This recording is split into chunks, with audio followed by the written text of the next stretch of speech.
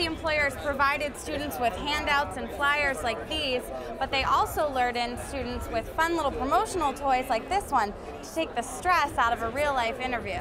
As you can see, the storm this weekend was so strong, this tree branch behind me fell down on top of this car, crushing the windshield completely and leaving some serious damage. Now, there's different levels when it comes to price and performance with the carbon monoxide detectors. This one is just a basic one, and this one shows you a digital screen. Today is the first of several public hearings the MTA has planned to get ideas that could minimize customer impact. The next one will be on March 8th in Riverhead. Reporting from Mineola, I'm Katie Thompson, Hofstra News Now. While these docks probably aren't even safe enough for me to be walking on right now, Empire Point Marina is working full staff and long hours to make sure they're ready for their customers in the spring. When I talked with Park Representative Eileen Larrabee just yesterday, she told me that while nothing has been finalized, probable closures this upcoming season include the popular West End beaches and the West Bathhouse, which you can see right here behind me. It's a purchase you want to make. Carbon monoxide detectors now required by state law. It's called Amanda's Law, and it went into effect just this week. Not only just single homes, multifamily homes, dorms, hotels. It's named after Amanda Hansen, a 16-year-old girl from upstate New York who was killed by a carbon monoxide leak while at a sleepover.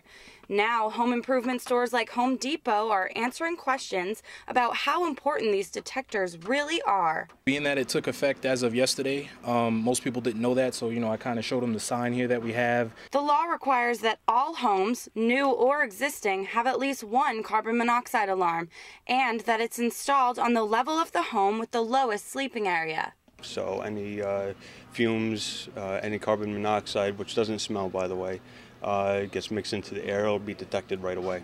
And while many people are just becoming aware that there is now a law, no one seems to think it's a bad thing. I think it's great. I think it's good for people to be aware that carbon monoxide detectors are useful. Do you already have them installed in your home? Yes, I do. Oh, it's safer. I do have them on both floors.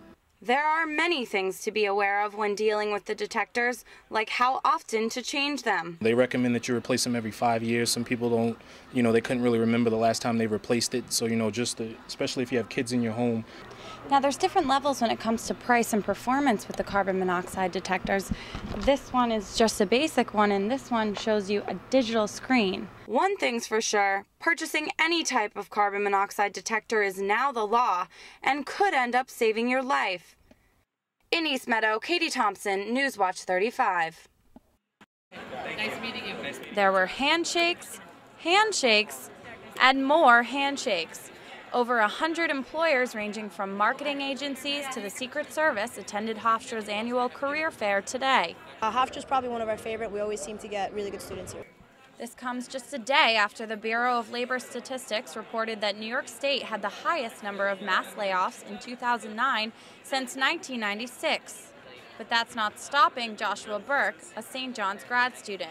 I'm looking for full-time and just work my way up, so it's going to take hard work no matter where you start. While working on his master's degree, he attends career fairs regularly.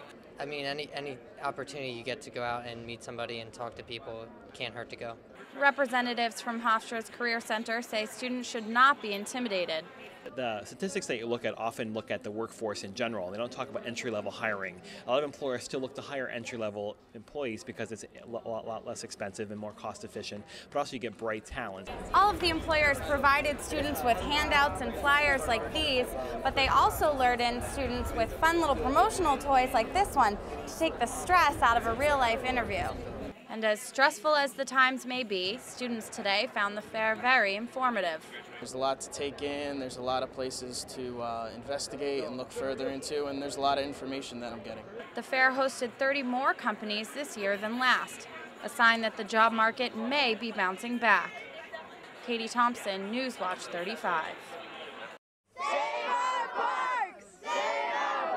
Over 250 youth soccer players and their families joined State Senator Brian Foley yesterday to send a message to Governor Patterson: save our parks. The Brentwood Soccer Club hosted an organized protest at Brentwood State Park where Senator Foley and other local officials vowed to protect the 10 Long Island parks in danger of being closed. We want the New York State Parks Department to have this as their highest priority and that they should not bounce budgets on the backs of our children. Isn't that true, ladies and gentlemen? Earlier this month, the governor announced a $29 million cut in the state park's budget, which in Brentwood could mean ending their 30-year-old youth soccer program. We have paid our dues over the years, for over 30 years. Now it's our time to enjoy our fields. Now it's time for us to enjoy our complex. We are not giving it up. Brentwood Assemblyman Phil Ramos proposes letting private businesses pay to advertise at the parks, similar to the Nikon Theater at Jones Beach. That, he says, would help increase funds and ease burdens.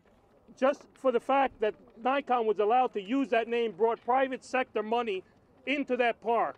And maybe we can look at some of those solutions. Jones Beach is expected to feel one of the biggest impacts from the budget cuts. Officials expect closures to several park beaches and cuts in staff. When I talked with Park Representative Eileen Larrabee just yesterday, she told me that while nothing has been finalized, probable closures this upcoming season include the popular West End beaches and the West Bathhouse, which you can see right here behind me. Other possible changes at Jones Beach include getting rid of the July 4th fireworks celebration, cutting lifeguard staff, and shortening the season at Zack's Bay swimming area. The closure plan is the biggest attempted by the state in the past 2 decades. We need our fields. We need our Katie fields. Thompson, Hofstra News Now. We need our fields.